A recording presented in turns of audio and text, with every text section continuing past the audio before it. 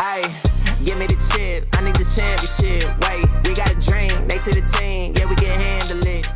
Welcome back into the Fight Pit, everybody. My name is Kyle. I am joined, of course, by Gage and Sean. We're going to be talking about all things UFC 315. Now, you might be wondering, where is Drew? I know you're so concerned. Not to worry. I've got him locked up in my basement. Don't even worry, though, because I left him with a bunch of supplements from Bucked Up, our sponsor for this episode. He's got enough to last him, and it's some of the best stuff that you can possibly find.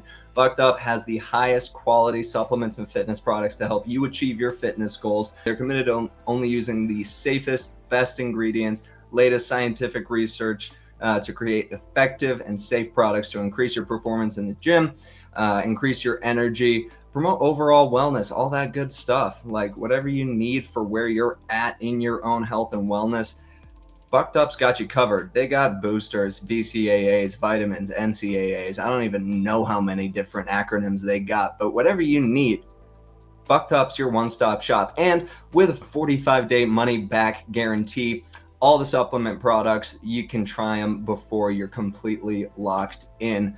Thank you to Bucked Up for sponsoring this episode. Now, I got to check in with my boys. It's been a minute.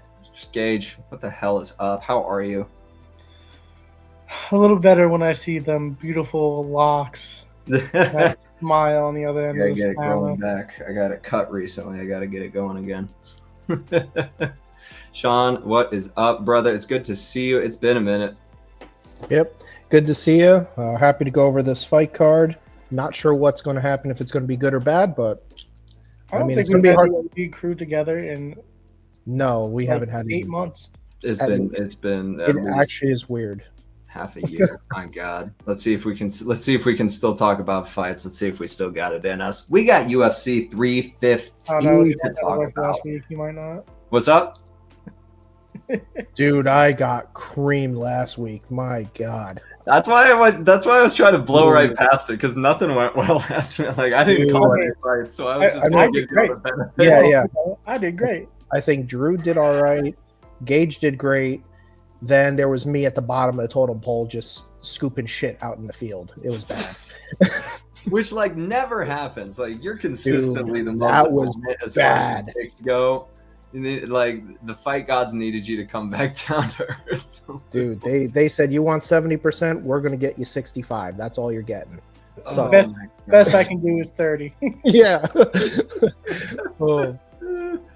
Well, let's see if we can't get it back up with 315. We got Muhammad versus Della Maddalena. It's going down in Canada. Our friends to the north over at the Bell Center in Montreal.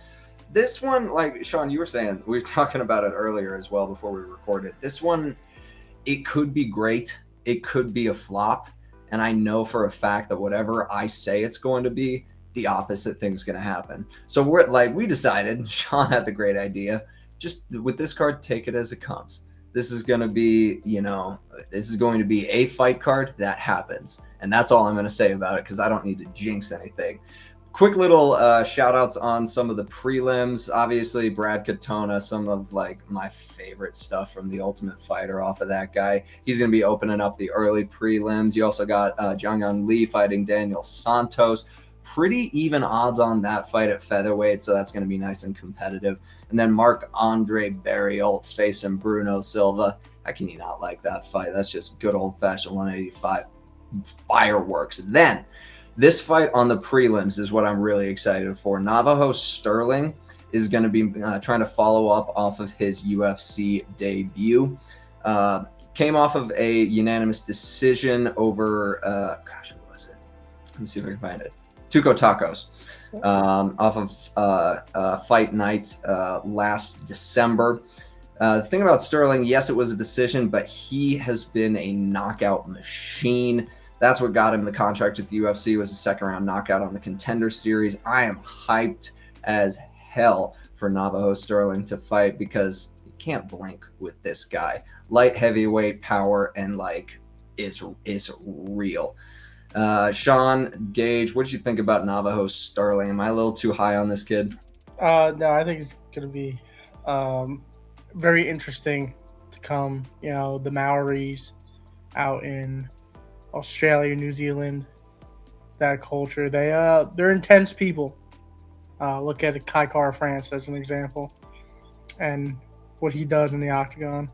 It's again, intense people, good mindset, and he's super skilled, has so much power in his hands. But I love that his first fight was a decision, so it's unlike Robles to say, oh, this guy can't go past a minute and a half without getting gassed. Yeah, he got it this out of the guy way. has no game other than knockouts. So I like that proved that he can go full 15, get a UD, and go about his day. He doesn't need to get the knockout to be successful. And also, I want him on my putting him on my record. Navajo Sterling money line. He was one of the ones on my list. Take that. Honestly, I like that. It's kind of a you brought him up before I could, so he was on my list of people. It's a free pick, on that one. Boost the record. Minus 320. I think that those odds are a little bit, I think they're still kind of favorable for how good Navajo Sterling is. Sean, is that a little nuts? No, I don't think it's nuts, but I do think this is a really good test. Definitely, if he gets a little too, if he tries to fight in the pocket a little too much, because Ivan can absolutely put your lights out at any given second. So he will have to fight this fight very strategic.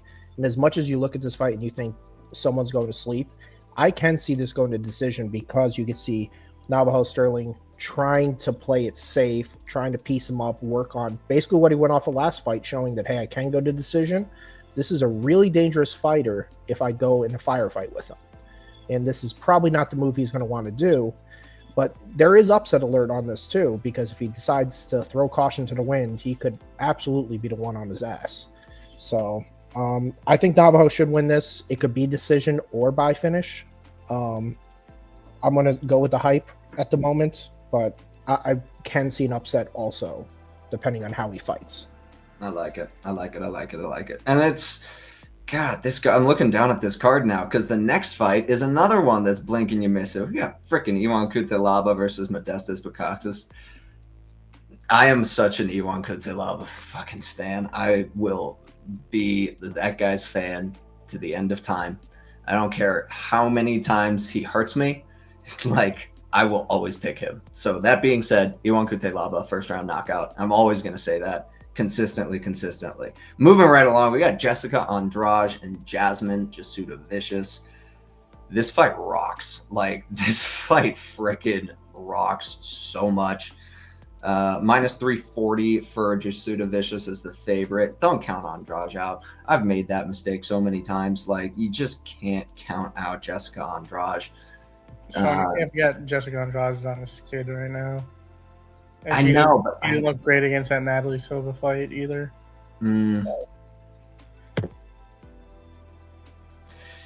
not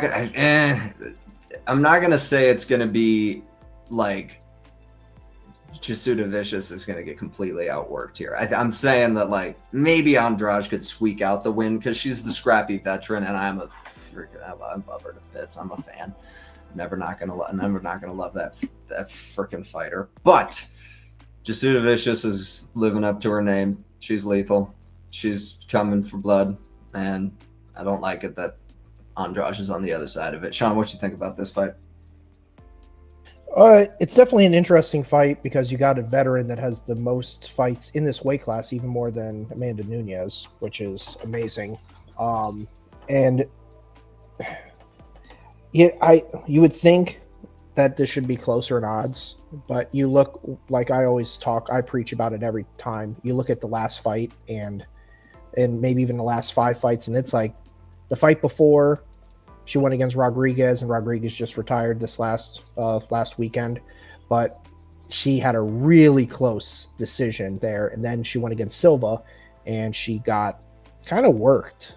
In honesty, it's I don't remember if it was 29-28 or 30-27, but it felt like a pretty confident 30-27 in my eyes. But so if you have to go off of last couple fights, I would definitely pick against Nunes. Jessica Andrade. Jessica Andrade, sorry. But Jessica Andrade, but just it's one of those that I don't like ever picking against her because I always get burned every single time I did it. I did it with Mackenzie Dern, and Mackenzie Dern got knocked out in the second round by her. So it's tough to ever pick against her, but I think this is one that I feel somewhat safe doing it for and picking Jasmine to win this fight. Yeah, I think this is kind of going to be. You hate to say it, but I mean, like, this is kind of Jasudavicius's big prove it fight. You know, obviously she had the Bueno Silva fight, but she's got a big name with Andrade here, and hopefully she's able to capitalize. Because if she does, UFC is going to push her, and that is all that a fighter really wants, is to try and go for that gold. Closing out the prelims, let's land this thing. Mike Mallet versus Charles Radke.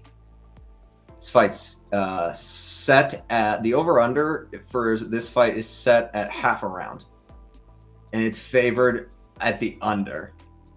It's favored at the under for half a round, which I think is, you know, it's a compliment to these two being just ridiculous finishing artists. Obviously, Mike Mallet is such a great submission artist, like sub 1 round submissions regularly, 2nd round submissions as well. So he can still get a grip on you once the sweat's going and you're a little bit slick, harder to grab. On the other side of it, Charles Radke, he hits like a fucking truck, man. Like, his last 3 fights have ended in 1st round knockout, 2 wins, 1 loss. So you know what you're getting. It's fireworks. It's a dominant submission finisher against a dominant striking finisher. And I just want to freaking watch this fight now more than anything, because this is going to be fantastic. I still don't know who I'm picking. Give me Mikey Malott by submission. And give me the over on that round. Give me You're going over half a round? Give me the over on the half round. Sean, what you got on that? I mean, that half a round, that's crazy. That's ridiculous. I saw that. If you even put it at 1 round, it's like, okay, that's tough, maybe. But a half a round, 2.5 minutes, okay, you know what? I'll take the over. If they get it done that quick, good for them. They steal my money. Oh, I mean, I'll enjoy that 30 seconds if they hit the under. Like, yeah. Oh, damn. You two came to war, but after Mike Malott fucked my parlay the last time they were in Canada, and he fought Neil Magny, and that's only win Neil Magny has in his last 5 fights was Mike Malott in Canada. So I'm not picking Mike Malott in Canada until he proves me otherwise. So I'm going Charles Radke here, just out of spite, to be honest, because that's why I'm not going with Marc-Andre Barrier in the early prelims. Yeah, I think it was like a 10-way parlay, picked a whole bunch of fights, and that's the only thing that busted. We picked all the Canadians, and then it was like, hey, we're going to go 0 for 5 Canadians. And I remember even preaching that the Canadians usually do great in Canada, and then this card, they all said that we're too nice, fucking maple syrup bullshit. Oh my God. We'll see if Canada can bounce back. I think that they can. Give me Mike Mallet and give me the under. I don't fucking care. Give me the most insane under half a round. Like, every time you see it as round 1.5 rounds, round and a half is the over under. What the fuck is the half a round over under? I love it. Now we're in the main card. Let's talk about it. We have got 5 fights to break down on this one. Starting off with the easiest one, Benoit Saint-Denis. I don't want to be mean to a fellow Kyle, but I have to. Benoit Saint-Denis is fighting Kyle Prepolec on short notice. Prepolec is stepping up. God, who is the guy on Yoel Alvarez. Wait, who was that? Yoel Alvarez or Joel Alvarez. Joel Alvarez. Yeah. It was a close fight at first. Now it's... That would have been fun. Like, that's the thing. The Alvarez fight was fun. This... Mm-hmm. Benoit Saint-Denis is just going to keep rolling, and it's going to be great for him, not great for Kyle Prepolec. Sorry, Canada. That one's not going to be good. We're unanimous. I go on Benoit Saint-Denis here. How's he do it, though? That's the question. Sub. Sub? Yeah. He hasn't had one in a little bit. He doesn't have a win in a little bit. Okay. Why don't we let's chill out. But he is minus 1100, so it's kind of hard to pick against that. So I think he hurts him on the feet and he pulls guard. And Benoit's like, okay, I'll go down there. Yeah, I can grapple too, man. Oh yeah, I think that I'm gonna go ground and pound TKO. I'm gonna give Denis the. I think it goes that way as well, but I think he just wants to drop some elbows and get the hell out of there. Maybe get a performance bonus for causing some cuts. I don't know, Sean. What do you think? Yeah, it's one of those two options. What you guys just said. There's no way it's anything else other than a submission or ground and pound. If it's a stand-up KO situation, I'd be amazed. I'd be stunned. Yeah, because Benoit hasn't really hurt someone on the feet like that to where they just go out cold from the feet. I'm gonna lean submission here. Think that's maybe the safer play, but I might be wrong. But either way, it's going to be one of those two. That's picking by finish. Benoit Saint-Denis might get you a tiny bit better odds, so that it might go from minus 1100 to minus 500. So, I mean, if somehow this makes the decision, that's pretty pitiful, to be honest. It better not. Like if it makes it to decision, that's a scathing indictment of Benoit Saint-Denis. Yeah, that's not good. No. 155 needs a new batch. We got a lot of people retiring. Benoit, you gotta take on that torch, man. There's definitely a bunch of young studs coming up in that weight class, though. I think there's like 55 people on that roster. We're never going to be strapped for talent at lightweight. That's the thing. No, lightweight's always going to be 1, 2, or 3 greatest weight class from here on out. Yeah, absolutely. Let's move right along. We got women's flyweight. Alexa Grasso is fighting on this card. Valentina Shevchenko is fighting on this card. And they're finally not fighting each other. Alexa Grasso taking on Natalia Silva. Alexa Grasso is the underdog here, which I agree with. Like, Natalia Silva has been a force since getting into the UFC. 18-5-1, just mauling people with pressure is the best way I can describe it. Just this pressure that I absolutely love. It's smothering. She is good with her hands. She's good at grappling. Like, the fact that it took I don't know. She's had a couple of, good big name wins like Jessica Andrade, but she's got to get pushed in a big way. And I think that this is such a great way to do that. Former champion coming off of the title fight loss. I'm all in on Natalia Silva here. I don't think it's a great fight for Grasso to get back on track after losing the title, but I don't know. Maybe Sean can change my mind. My thing is Alexa Grasso has gone against one of the women's GOATs the last 3 fights. So it's like I want to give Natalia Silva her credit, but she's not Valentina at the moment. Like, we haven't seen that yet. She's been killing in UFC, but her biggest win has been against Jessica Andrade, that at this moment doesn't look the hottest like what she was. I mean, she's almost 30 fights into the UFC. You normally don't get better when you get that many fights in. Alexa Grasso has been fighting the highest level for quite a while now. I think that this might be one of those we're overlooking. Alexa Grasso thinking, oh yeah, she kind of got demolished on the ground. And Natalia is a better striker than she is a grappler. And she's definitely a pressure striker. And I do love what this fight is 2 women that can actually throw a jab. Normally, you have them punching air and making noises half the fight, definitely in this weight class, because I bitch about the top 5 in this weight class religiously. But I'm going to go with my underdog of my dog of the week here. I'm going to go Alexa Grasso. I will be out on her if she loses this one because I went out with her against Valentina in the trilogy. But I do believe that she has just had the way tougher road, and she's been the champion already.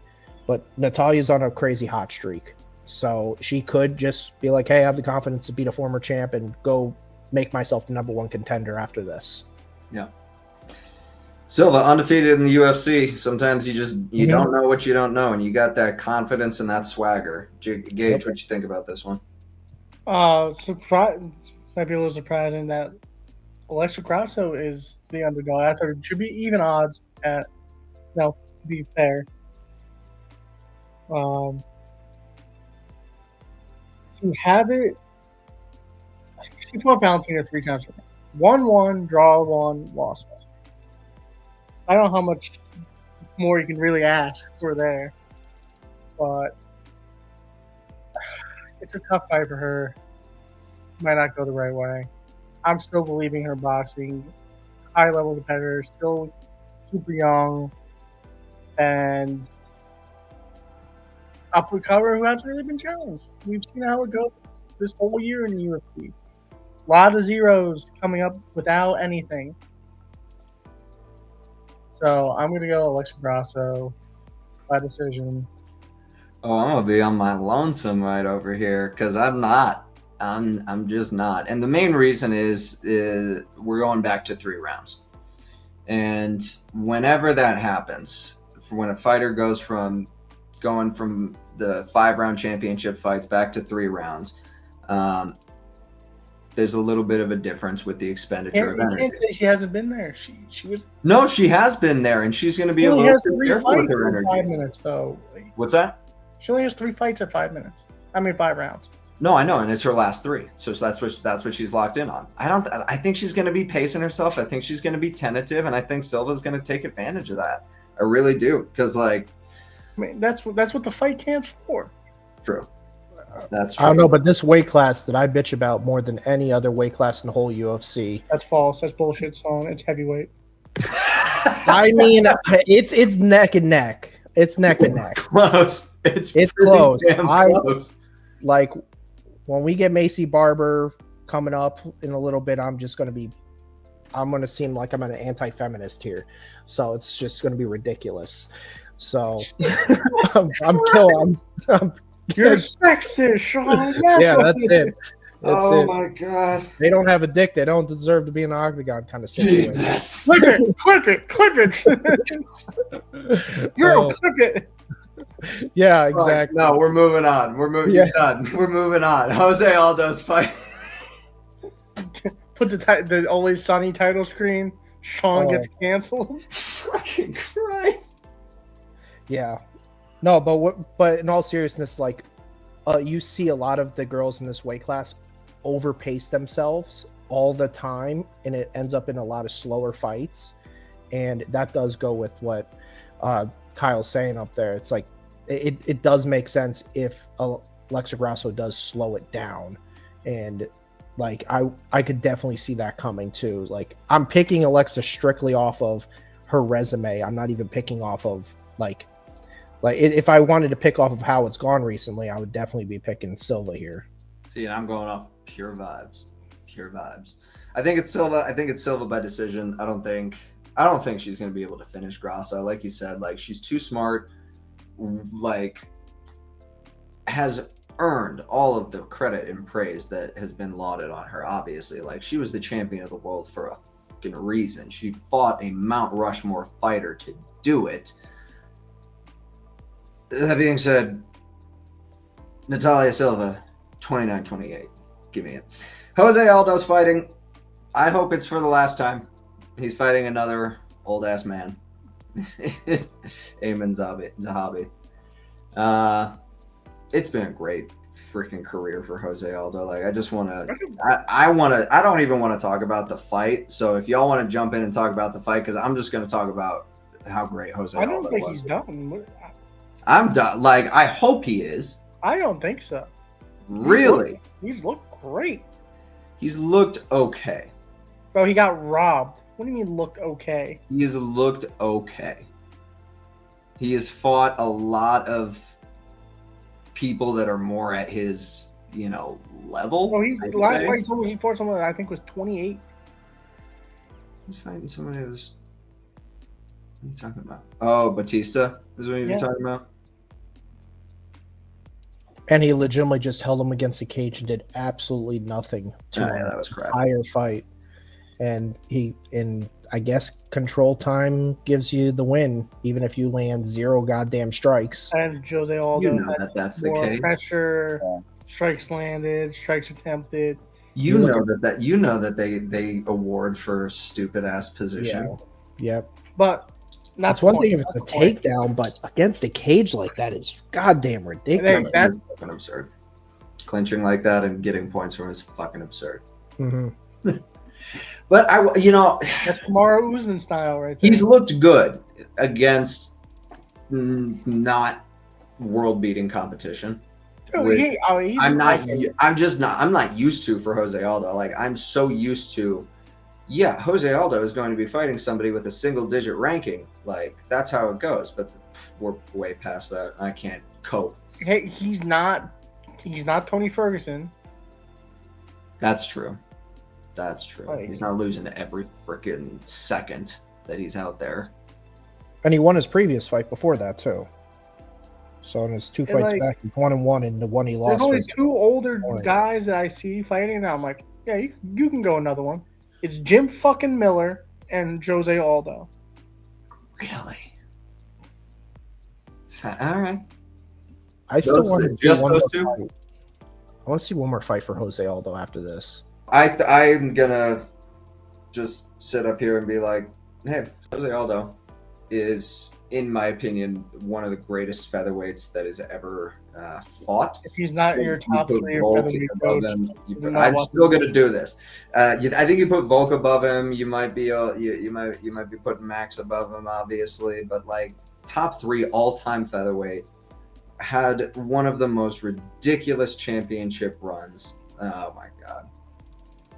Fucking great. 10 years unbeaten. Greatness. 10 years unbeaten. Like, defined the 2010s era of featherweight MMA. Mm-hmm. Fuck off Conor McGregor. He is Max, Jose Aldo, and now Volk took over in the 2020s. He's not the king of Rio for nothing. God damn. I don't think he's going to win. He might. I don't think he's going to. He's facing a guy that's got a lot less wear on the tires. I'm too biased. I'm not going to give a sound opinion on this, so I'm just going to say Jose Aldo is going to win by decision. Just so I can maybe save some egg on my face. How old is Zahabi? I think he's a year younger than Jose. Oh, so they're both damn old, and Jose Aldo does not look like he's lost much of a step. So I'm just going to go with Jose Aldo, but I'm also, like most of us are, crazy biased towards Jose Aldo. Like, it's really hard not to pick him when his last loss was a bullshit loss. So I'm just going to go Jose Aldo. He is the favorite. I think he's, once again, like Zahabi, what I've seen with him is he is very vulnerable to the calf kick. And Jose Aldo's basically created that. So I do like that for him. I just hope Zahabi doesn't pull Mario Batista and hold him against the cage for 3 rounds, which that could happen, very much so. It could be a rinse and repeat fight. But Jose Aldo and Henry Cejudo, a double retirement fight would be awesome after this. Like, let them both go off. I think that, like, someone has to lose, Sean. Yeah. If Jose Aldo is going to be intentional about his retirement fight, which, like, you never know if it's going to be an athlete dropping the gloves in the octagon unplanned, or if it's going into it, they have talked about that. I think that if it's a planned thing with Jose Aldo, the UFC should give him the opportunity to do it in Rio. And obviously, like, that would be the sweetest possible ending. Yeah. I don't think he's as nuts about retiring in Canada. I'll put it that way. Yeah, I don't think this is his last fight unless he gets murked in the first round. That would be the only way I could see him. Yeah, let's Just, see. Don't Yeah, say shit like that, because then it's gonna happen. yeah, I would be very upset if that happened. Oh my gosh, we got some title fights to talk I about. had the shitty thought pop in my head today of damn, because I was watching Charles Oliveira video pop on my Instagram. I was like, if he fights Elia and gets starched, I might have to crash out. Oh no, that's it. That's it. We got to talk about the other side of that fabulous trilogy fight we were talking about earlier. Valentina Shevchenko is defending the flyweight title against Manon Fiorot.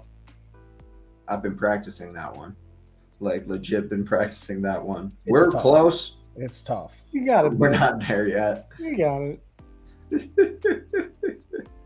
Manon Fiorot. See, what's fucked up about that is and I'm outing myself so hard right now. I took French, that was the foreign language that I took in school. Yep. 4 years of it, I can't speak a word. I took 2 years, can't speak at all. No clue. J. Mappel Sean, that's it. That is it. You mispronounced J. Maple. J. Maple. Hey, I'm the one from near North Fort Myers. The fucking J. Maple. I'm by the trailer parks over here. I'm supposed to be saying it like that. Oh God, I got to get us back on track. Manon Fiorot taking on Valentina Shevchenko. I'm just gonna say Manon from now on. It's gonna be fine. Mm-hmm. Soon as Manon Fiorot started her career, she lost. She got one loss and said, well, I'm done doing that, and has just won and won and won since then. Valentina Shevchenko needs no introduction. Certainly needs no introduction from me. She is a Mount Rushmore fighter for MMA in general. I'm not even talking about just women's MMA.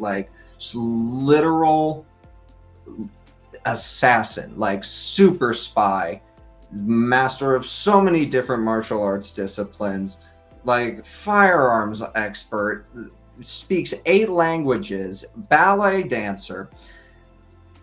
What can't she do? She is Mrs. Worldwide, as it were, but she happens to be the underdog. Manon Fiorot is a -130 favorite. UFC, they love a good winning streak. The odds makers especially love a good winning streak. This one is got the toughest test ahead of it to stay alive in Shevchenko, in my opinion. This is a great fight. Razor thin odds, -130 for Fiorot, +110 for Shevchenko. So that tells you how competitive people are viewing this fight. I've gone back and forth so many times on it because Fiorot has shown a really great gas tank. There's no question in my mind that she is capable of going to the championship rounds. The question is, can Valentina apply enough pressure that Fiorot breaks before then?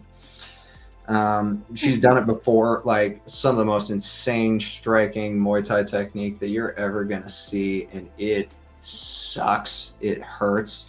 You're getting elbows in the ribs and getting the wind knocked out of you as you're just standing and clinching. It's great, thanks. I needed that. I'm not decided still. Gage, talk me into one of them. I'm putting my house on Valentina Shevchenko. How did I know? I have Is this that, weird feeling. I don't know. It's just something in the corner of your screen. Yeah, just maybe a little giveaway there.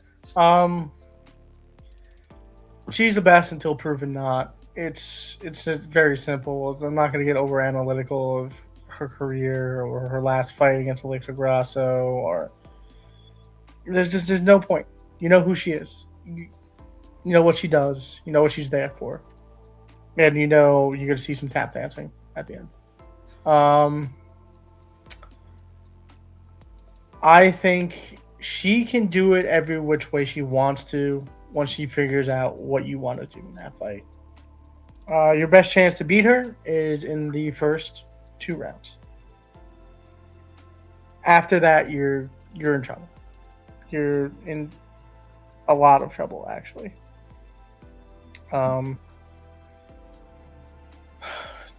Kickboxing, phenomenal. Muay Thai, phenomenal. Grappling, crazy.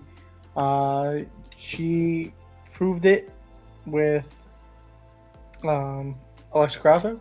First fight, she got that bad rear naked choke situation. Second fight, she tried to stand and outstrike her. Draw. Third fight, she said, fuck it. I know where I'm better than you. And put her on the ground for 25 minutes. So I think I personally think she's going to retire after this fight. Or be done at the weight class at the very least. Win, lose, or draw? Win. I think she's going to go out high note. And she's going to put it all out.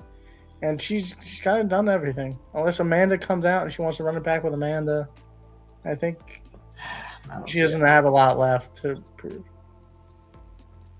And she's not getting like super. She's not super old yet. She's still very much so young enough to keep doing it. I just don't see her having a need for it.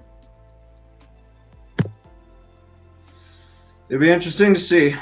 I can't really wrap my head around a world where we don't have Valentina Shevchenko fighting. Weird. We're gonna find out. Now here's the thing. I think it's a good time to get out because Tatiana Flores is coming back to 125. She's gonna win the championship. And that's what's gonna happen. Sean, I would like to see her in weight league fight though. That would be awesome. that'd be sick.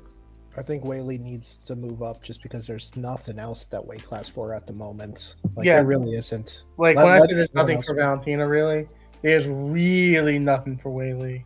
No. When Whaley beat Tatiana, I was so fucking furious. I was like, God damn. Whaley just put my foot in my mouth for the last 3 years. Yeah, we all basically that episode we were all up to that point we're all saying Tatiana Suarez, and then during that episode every last one of us is like, no, she's just been out too much. She hasn't been going against killers like Whaley, and Whaley's getting better every fight. So it's like we all just changed right there and then. Suarez, I think Tatiana, the injuries threw it off, and I think her getting a little too selective threw it off with the fights. I think that threw it off as well. Yeah. Which is a shame, and that's why you look at the example that's set by Alex Pereira, where it's just you fight always. Just whoever. That's kind of what you 2020 Kevin Holland. 2020 Kevin Holland. God damn. I want a party wasn't on. 2020 Kevin Holland. I want a poster of that man's face from that year right above my desk for motivation, just to remind myself. This man was fighting every weekend. You can't tell me otherwise. He was either fighting an octagon or he was being Batman out on the streets. One of the two. Oh my God, for real. We got we got to focus back in. I love Kevin Holland as much as anybody, but there's another title fight that we have to talk about. Unfortunately, it's the main event. Well, let me jump in real quick because I didn't do my co-main. Shit. No, you didn't. I'm going Manon. I'm going to go decision. Her grappling defense has been incredible. And that's basically the way to victory for Valentina. Valentina is the shorter. I think they have the same reach if I'm correct. But Manon has been incredible on the feet against her last couple opponents that I've seen, being Blanchfield and Naman Yunus. I know Naman Yunus broke her hand, but still, it was just she looks quick. Manon looks faster than anyone she's in octagon with, which Valentina is very fast. So we're going to see. I think the speed is what's going to be the difference. If Valentina is still quicker than Manon, I think that will give her an edge to possibly get the takedowns, because we've never seen Manon Fiorot on her back and see how she could defend that and get up. We've seen her stuff takedowns, but that's the extent of it. If it's a 5 rounds on the feet, I think Manon's going to win by decision. It's going to have to get to the ground. Well, her thing has been just being physically more dominant, and I don't think you can impose your will like that for a whole 5-round fight against Valentina. She's way bigger than Valentina. You got to see the Valentina next. is a She, oh yeah, strong woman. oh she is for sure. But even if you look at it embedded, seeing them next to each other, there's a significant size of difference. Manon is taller for sure. Yeah, and she has a wide damn back. That's when she gets underhooked, she stuffs everything. You got to get her legs and get her those underhooks is ridiculous because it helps her get that leverage so much better. Yeah, she also uses her length and leverage very well. Yeah, there's a reason this fight is basically a coin flip. So thinking that this is going to be a close fight. If this is anything other than 48-47, I'd be surprised. In my opinion, think it goes split? It could. As much as I want it, I hope it's definitive. Really, I do, just because it makes it easier and not. All right, let's get back to these rematches.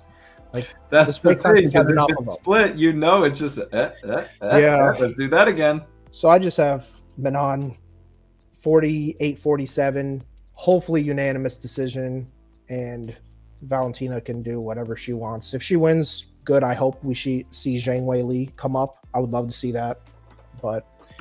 I just or honestly, Valentina could go fight Kayla Harrison. Jesus, that's a big woman. That's a really big woman. I mean, I was just talking about Manon being big. Hey, I think Peyton Talbot should go fight Tom Aspinall. What the fuck are we doing? Holy shit! I mean, hey, what else? We have a better chance. There's only 3 weight classes. Like, what do you want here? I mean, we have a better chance of seeing Talbot versus Tom Aspinall than John Jones and Tom Aspinall. Oh, we're not seeing that fight. Come on. No, we're not seeing it. You know better. All right, now we go to main event. Unfortunately. Belal Muhammad is going to put us to sleep, but maybe Jack Della Maddalena can save us all. And you know what? Why not? I'll spoil it. I won't go last. I'm going to tell you right now, Jack Della Maddalena is going to knock Belal Muhammad the fuck out. Something about the welterweight title has just been knockouts and shit like that have just come out of nowhere, and it's not when you're expecting it.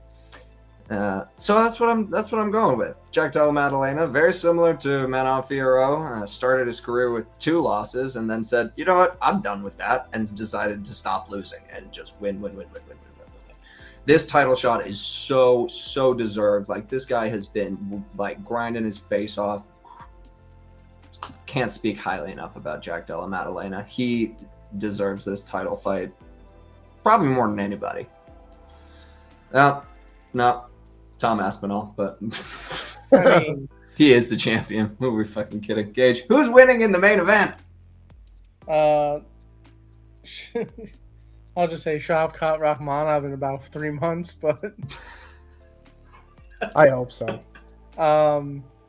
I have the very rare air of going back-to-back underdogs on the main and co-main.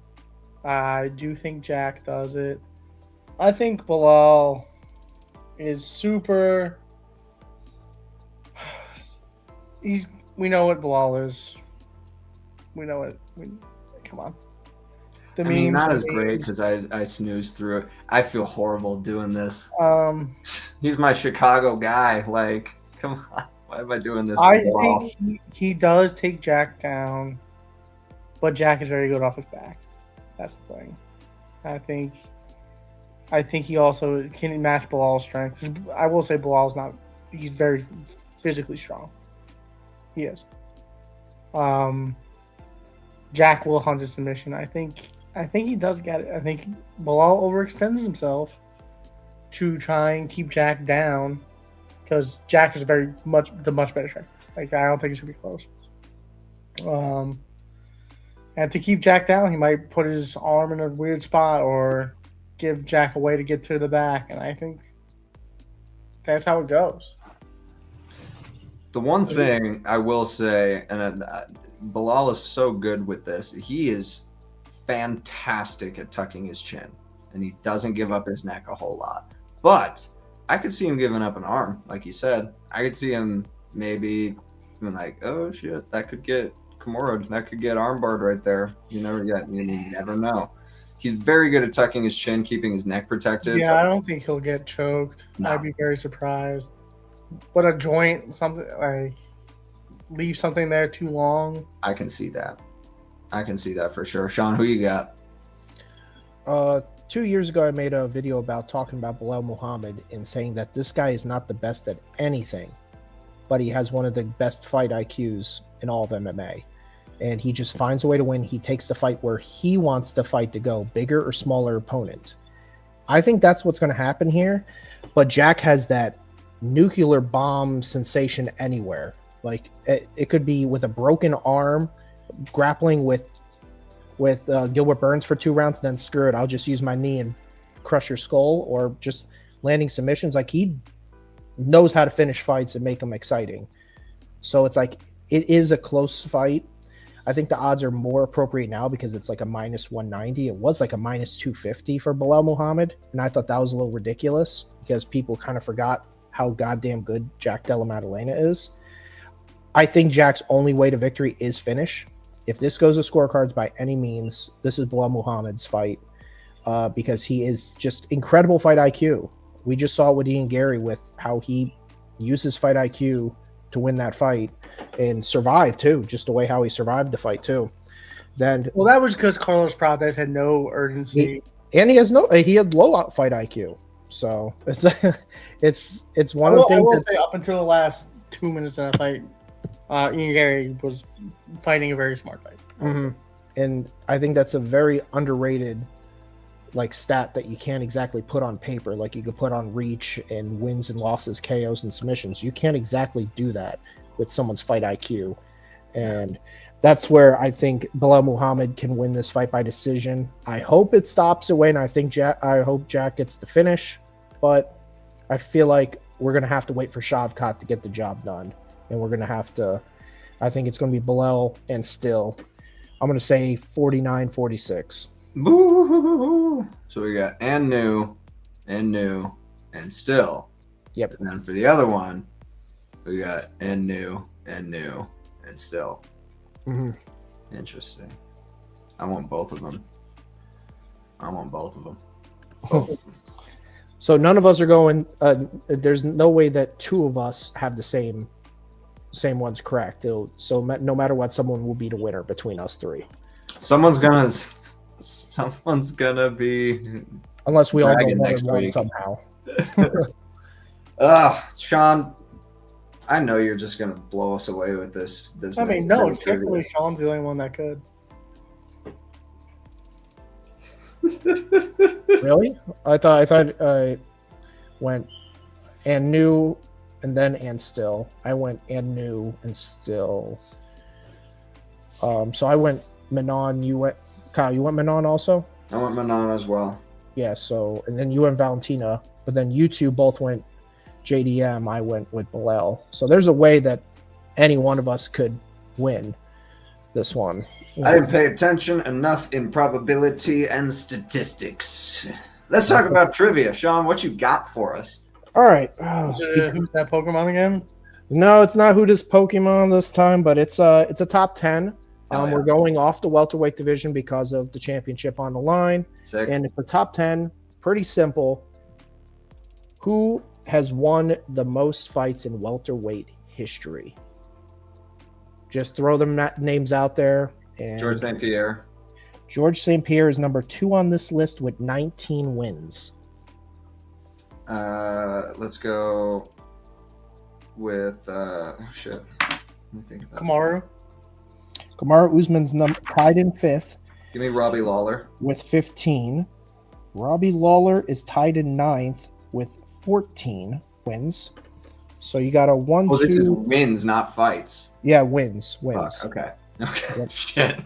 Yep. So you got Jorge Masvidal. Ooh. not on this list. Oh, that would have been a good pull though. Yeah. Like, that would have been a good deep pull. Hold on. Mhm. Nate Diaz. Oh yeah. Not on this list. Nick? Also not on this list. I was going to say Nick's definitely not on there. All right. Think of people that have been fighting in this weight class without switching weight classes. That's the thing. A lot of these guys switch weight classes that you guys have been mentioning. Give me Matt Hughes. Matt Hughes, tied in 5th with 15 wins. Sarah wasn't on it, was he? Matt Serra? No, he's not. Okay. A different Matt. Well, I'm thinking of Matt. A different Matt's on there. Oh, fuck. Wait. Matt Brown? Matt Brown with 17 wins. Let's fucking go. He's number 3. So you got 3 and 2. You don't have number 1 yet, and is still fighting at 170. We mentioned him earlier in our little podcast today. Oh, Jim Miller. No. No, That's wait. No, fuck. 170. Wait. Who's at 1 that we're missing?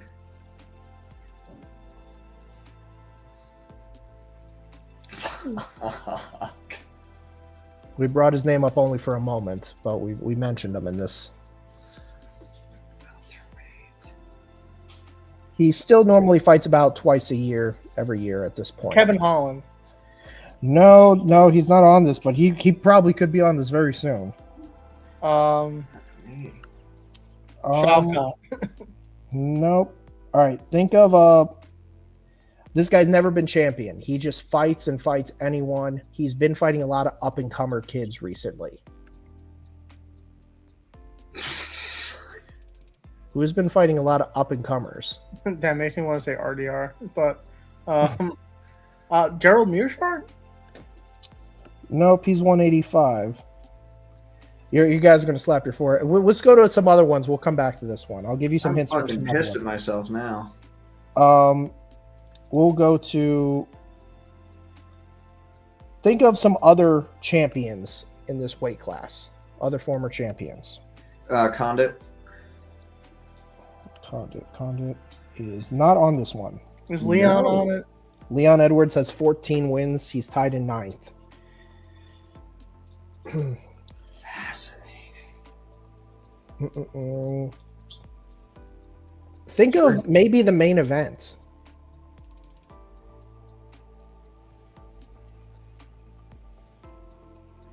Is Belal on the list?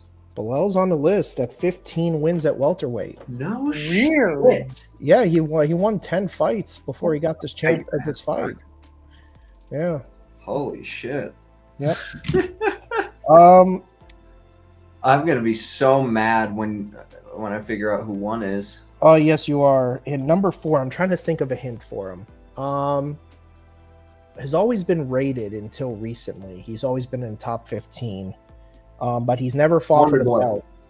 Nope. Never fought for the belt.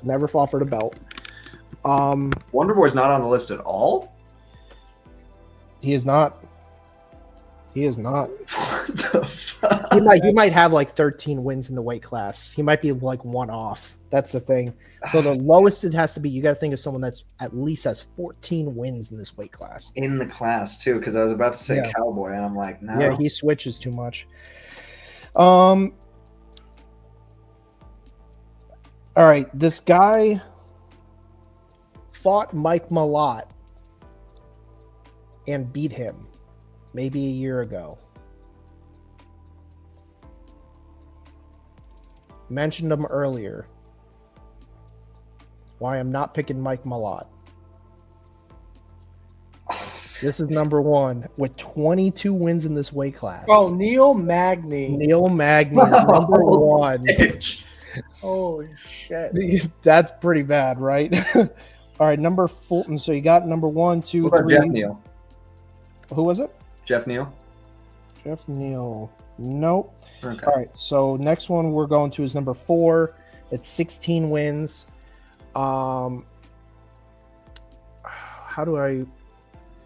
He was in the top 5 at the same time Kamaru Usman was champion. He never fought for the belt. Never fought for the belt. So it's definitely not Colby. Okay. It's not Kobe. Never fought Kobe. He ended up beating Tyron Woodley, and I think Tyron Woodley's last fight in the UFC. Gilbert Burns. Correct. No. And is Gilbert on this? Gilbert went from 2 weight classes also. He's he another did because he was at lightweight. Yep. This guy, we wanted him not to fight anymore because of a brain injury. But then he actually came back and won his fight, and we're like, okay, maybe he's back. He took multiple vicious KOs in a row. One of them to Joaquin Buckley. He got really mauled on the ground. I think it might have been Joaquin Buckley's first or second fight at 170. Oh, no. Okay, I I'm suck. blank here. You want me to say this one? Or, Kyle, you need a little bit more on this one? Oh, God, say it. Vicente Luque with Fuck 16 you, wins. Kyle. Wow. Yeah. So we got Matt Hughes. Oh, This one is weird. I don't even know how to give you a hint for this one. All right, we got. I'm just going to give you this next one. Thiago Alves, like that one at 15. I don't think I would have pulled that. Yeah. I think I would have pulled Curly-haired shit talker to GSP, but then realized GSP still a better grappler. This is an old one. I think they did Ultimate Fighter against each other. Oh, my God. I think. I'm picturing his face, too. Oh, fuck. Please say it, Gage. I do. I'm trying. First name starts with a J. Maybe he'll be able to.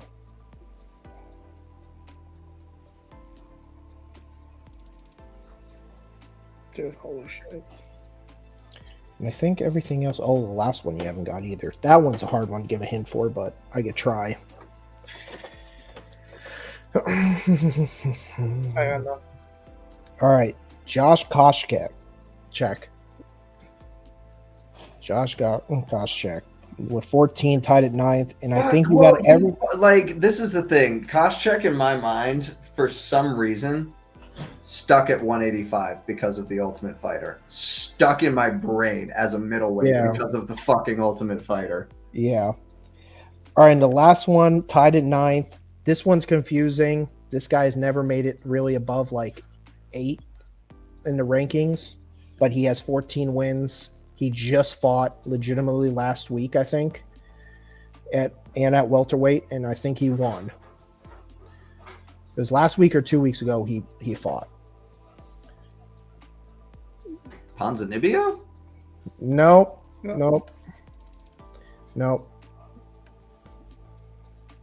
He fought maybe a fight or two before that. All right. You guys have no guesses on it? I got nothing. Randy Brown has 14 wins in this weight No class. shit. Yeah, I didn't think he was around. I knew he was around for a while, but I didn't know he was around enough to get 14 I didn't wins. think it's around that long. That's No. crazy. And to be honest, same thing with like Josh Koscheck. I thought after the GSP thing, he was like, I thought he was done. I thought he was like, all right, that's it. No more winning. He's done. Irrelevant. But he still won like 4 times or 3 times after. So it's like, oh, okay. I'm gonna go rewatch Tough One. Now that I'm got Koscheck on the brain. God dang. That was a good freaking trivia, man. Yep. So I'll just go over the list real quick. That just was for hard. people. That was hard as fuck. So we have Neil Magny, 22 wins, George St. Pierre, 19, Matt Brown, 17, Vicente Luque, 16, Matt Hughes, Thiago Alves, Kamaru Usman, and Belal Muhammad at 15, Josh Koscheck, Robbie Lawler, Leon Edwards, and Randy Brown at 14. We got 7? This ties. Got to count ties. Yeah. We got 7 of them right. No, I was counting how many we got.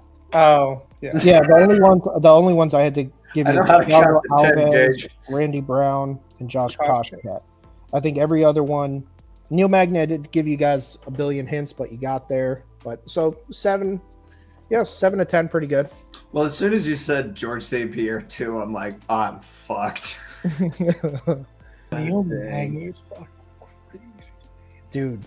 And I can see it too now, just thinking of how many times I think he's fought. I was looking at the other list of how many times My recent memory is him just getting folded repeatedly. he's fought like 36 times in a weight class, so he doesn't have the greatest record.